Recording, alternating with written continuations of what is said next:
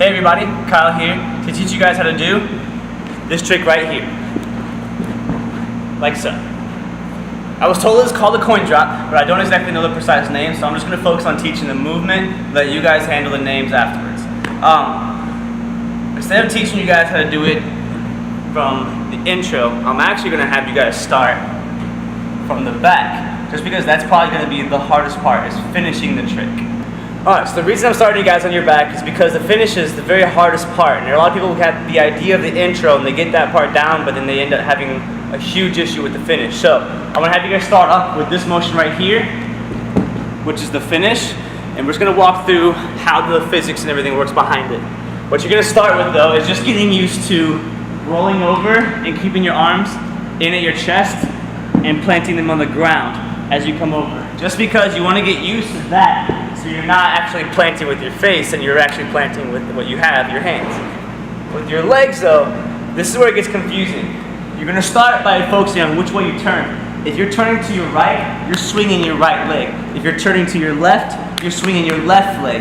So right side, you're going to go, right leg is going to go around over your head and to the right side, the exact same side it started on. So always goes to the opposite side and around. Left leg, same thing. Opposite side and around. When you get this motion down, you're going to let your other leg follow. So you can get that one, and when it goes straight up and down, you're going to propeller them together. So you're going to go here and across.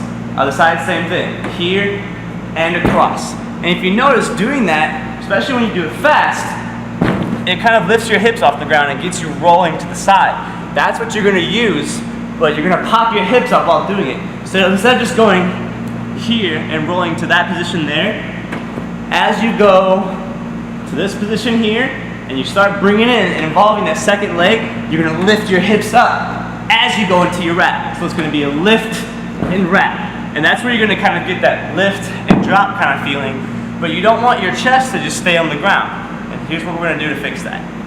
So once you've gotten that 1, 2, and you're getting used to rolling over and you're getting that down just fine, you're going to go back to using the idea of keeping your hands at the ready, and you're going to try to plant your hands before your feet come down. So there's that part where your feet come up, and then just before they come down, that peak, you're going to bring your hands to the ground at that point of the peak.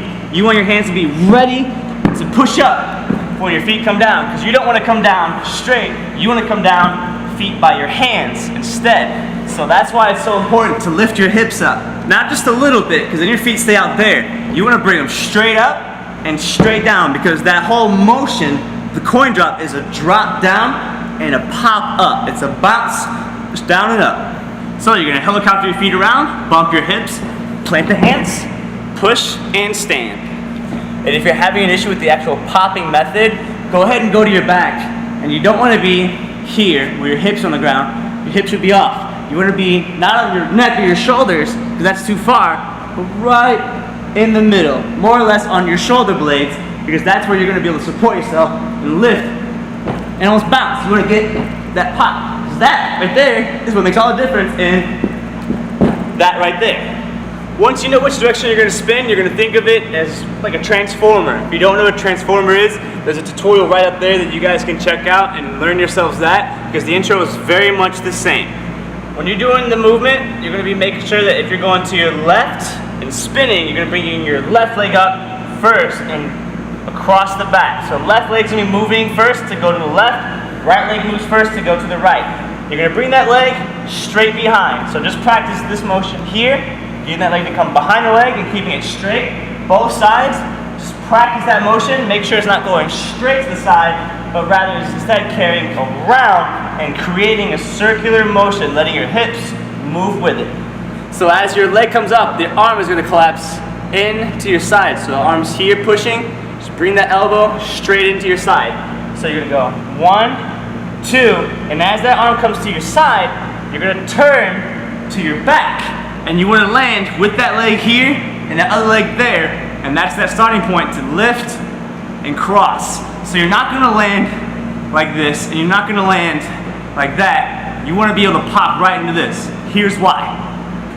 When you're doing this motion here, and you're following that, and you're turning in, rolling with your hips, and you land on here, if you do it naturally and go ahead and follow through and just jump and stay low right into it, like here, you'll feel the momentum pull you over almost already into that crossbody momentum. So that's why you want to focus on being aware of where your feet are as you're dropping into that. And you want to kind of use that momentum, and that's what's going to be the drop, pop, and roll. And that's where this gets kind of tricky. You want to stay on those shoulders like I showed you before when you guys were doing this popping drill. Stay on those shoulders. Don't let your hips come down or you're not going to get that pop. Your feet come down, you get no pop. So what you're going to drill is just the intro going onto your back. Swing, tuck, and pop, and you're just going to get used to going to your back. Again, swing, pop, and roll.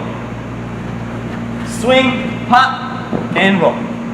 As you guys are doing that, make sure you're focusing on keeping your weight going straight up and straight down and not traveling side to side or pulling back or leaning forward. Try and keep everything right where your hands are, because that's your center spot. That's where your back is going to go, right on that spot, and that's what's going to make it easier to go up, drop, and pop up to your hands and to your feet. And then that's it. You're done. Take those two movements, find that sweet spot, and combining them, and it's all going to be in your control of this pop.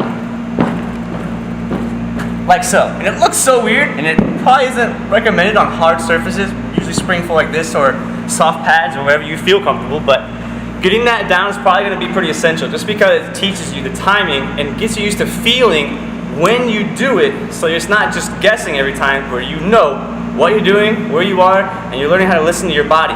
And when you combine the two, it's just the intro with the pop into the finish. So just drill it over and over once you get it down. Never just do something once. Drill it, master it today, so you don't have to go back and master it another day. And when it comes to going from here with your hands down, and you want to go to where you're just standing up and just diving and dropping into it, start by going low, then start by going up high and putting one hand down, and then start by going jump in the air and then putting your hands down or one hand down and just progressing until you can eventually just pop up into it.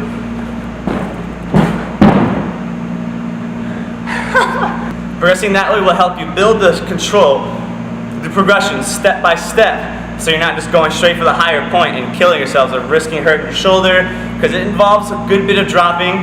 It involves a decent bit of impact, so make sure you're really training on not hurting your shoulders, but just really practicing that roll.